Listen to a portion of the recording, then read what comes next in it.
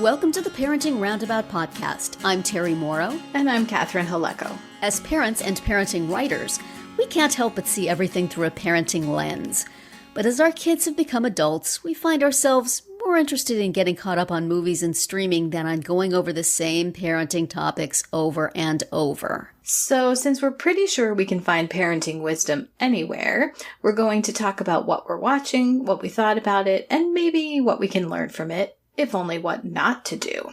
Watch and listen along, and let's all make like we're doing something important for our families. Each Wednesday, we bring you our thoughts on a newer entertainment property, and for this week of October 7th, we're discussing Season 4, Episode 7 of Only Murders in the Building. It was called Valley of the Dolls. Oh my goodness. In which, hey, it's Melissa McCarthy. Yes, it is. Turned up to 11. Yes, playing Charles's sister, Doreen, out on Long Island. She's got the accent, she's got the nails, she's got the hair, she's got the 5 million creepy dolls. And the animal print clothes as well. Yeah, this is not subtle. Long Island, am I right? Extremely, very much Yes. Long Island, which, I mean, Mabel is from Long Island, let's not forget. Okay. She didn't look real thrilled to be back.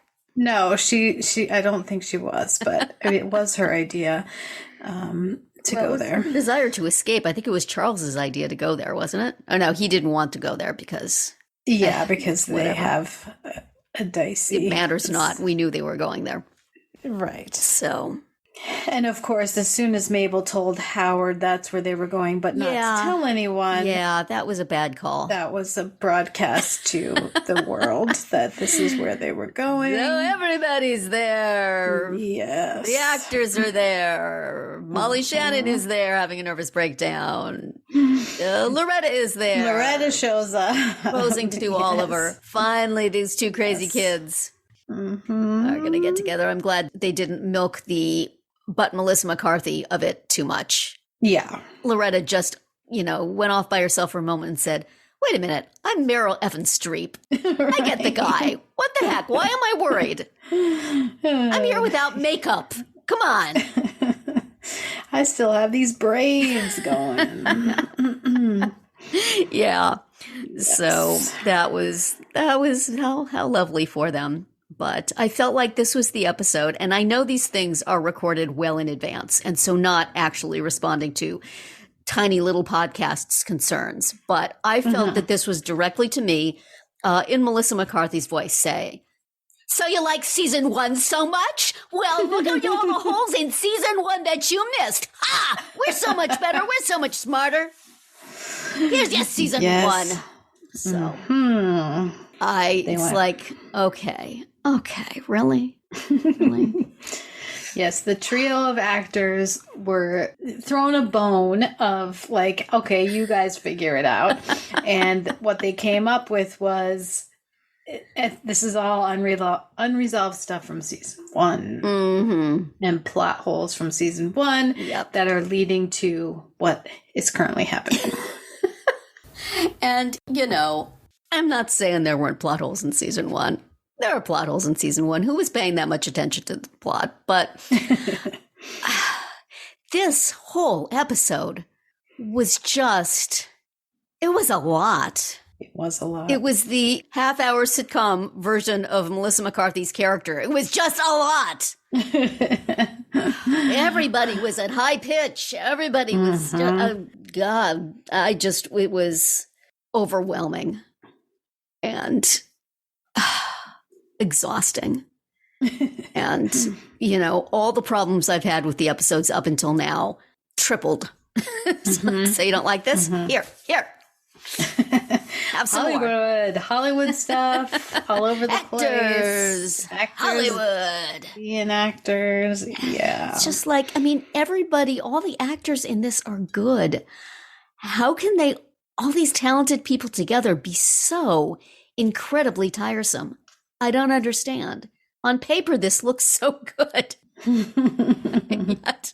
I am over it. Could somebody get shot, please? Yeah. So now, I mean, for a minute there, I was like, were they setting up Melissa McCarthy's character as some kind of killer? Because she was going off so crazy and just like all of a sudden attacking Loretta and like saying all this slightly like unhinged stuff to Charles. And I was like, was she the one who is like stalking them because she needs attention? She's been listening to the podcast. And Right. But no, that didn't seem to be it. But see, now we've identified it as being the Westies, and so it's not going to be the Westies. Correct. It could still, hold on to that thought. It could still be her. It's that kind of show. I suppose. Yes. She and Jan have become friends somewhere along the line. I put nothing past. Yes. I mean, the Westies, I think, are just cashing the checks for the money, and they don't want anyone to know he's dead because then that messes up their living situation. Yes. Yes, I'm sure that will turn out to be the case. Mm-hmm. And boy, from a parenting point of view, they've got their kid doing the check graft one time there. Check cashing. You know, you won't let your kid move out of the house, but you're going to send her to do illegal things for you? Okay, fine. Mm-hmm. No parenting stars for you. Why do they feel that they need to spread it around? Like, why isn't it just always Richard Kind's character or whatever? I mean, I would think it makes it more suspicious that it's a different person every time. Right, exactly. If the guy at the store there had been more watchful, the cat could probably have clued him in. Hey, there's all these different people coming in. Mm-hmm. What's with that? Right. And Howard still has his pet podcast. I don't know. I mean, everyone thinks Howard's so sweet and innocent. Yeah, maybe it's him. Maybe that's why he's got the credit this season. Yep. All right. That's a good theory. He's been around since the beginning. They trust him. Should they be? And didn't you bring up, like, whatever happened to his nice, handsome boyfriend? That's right. He had last season. Yes. Is he, like, away on tour somewhere? Maybe that's it. Well, and he needed that guy to kind of keep him. I guess so. On an even keel. Yeah. And I mean, one of the unsolved murders is his cat, right? It's one of the plot holes. Mm-hmm. It was him. Right. Evelyn. He left the poison around in the apartment. Mm-hmm. Oh, well. Okay. How many more episodes now? I believe there's 3 more, right? I look forward to the episode where they tie this all together with a bow and everybody from this season goes away. You might wish to just skip ahead. If this were a book, this is the kind of book I'd be skipping to the end and says, does this actually get somewhere? Okay, it gets somewhere. And then I would go back and read the whole thing. But it's just like I need to know that we have an acceptable destination. Right. So... yeah, there are 3 more. Just yeah. I finally finished the Dave Barry book I was listening to by getting the large print book out of the library and looking at the end and making sure that we had an acceptable destination. Making sure you were okay. Okay, because it was somewhat of the same problem in that there's nobody likable in this. Mm-hmm, These people are all ridiculous and tiresome and hard to spend time with. Yeah. How many more pages? How many more hours on my audiobook is it? Right. Let me just get the book from the library, flip through, see, okay, all right, I see what this is. Okay, yeah, all right, fine. I wish they should do that for TV dramas or TV shows too. It's like, if you wish to peek ahead, well, the ones who dump all the episodes at once. Yeah. I would totally have watched the last episode by now.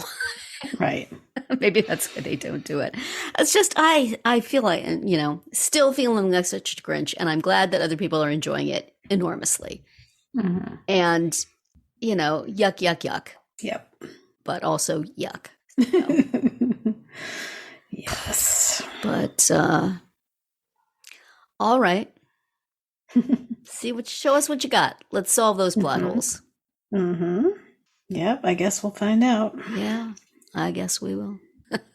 Sooner or later. In 3 episodes, because we got to take 2 more detours. We have to take 2 more detours. Well, next week, episode 8, episode 9.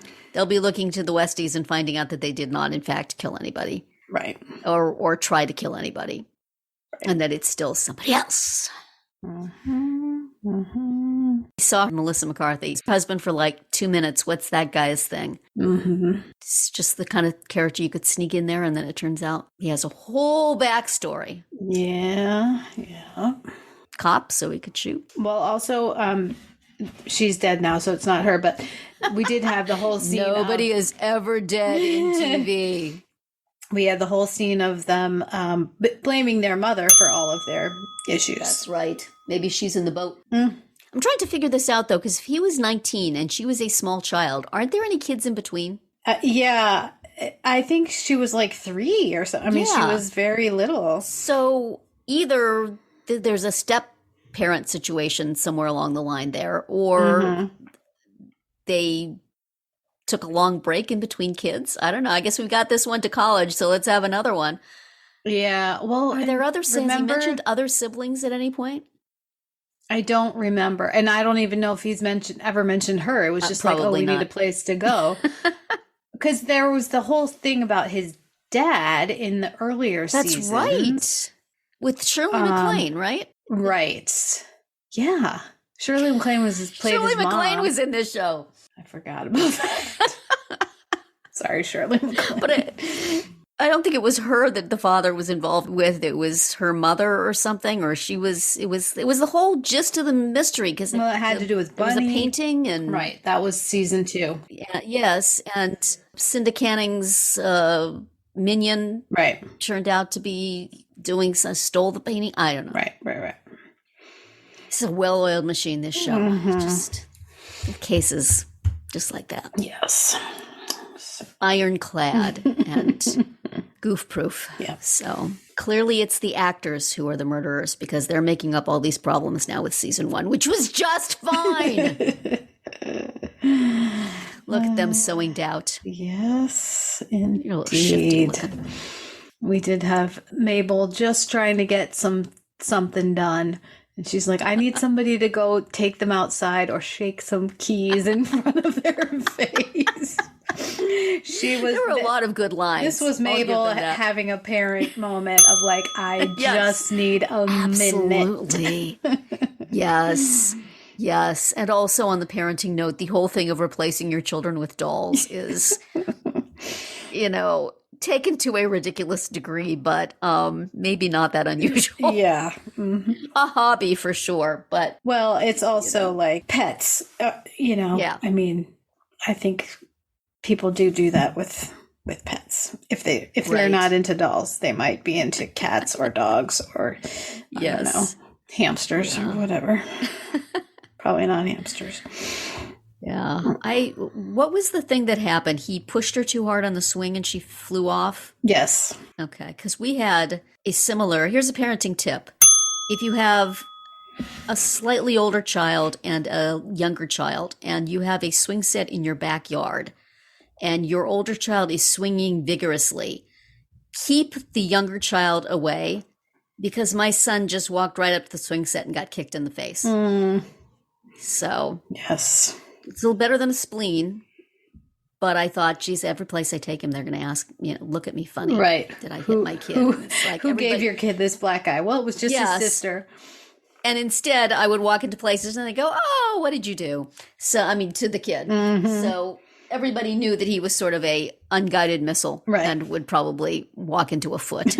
Nobody had any trouble believing that. But I thought of that with the swing set mishap. Fortunately, there were no internal organs damaged, just an embarrassing bruise on his face. Right. And nobody remembers that now but me. It's not like the siblings in the show where it's a festering wound in their relationship over the years. Nope.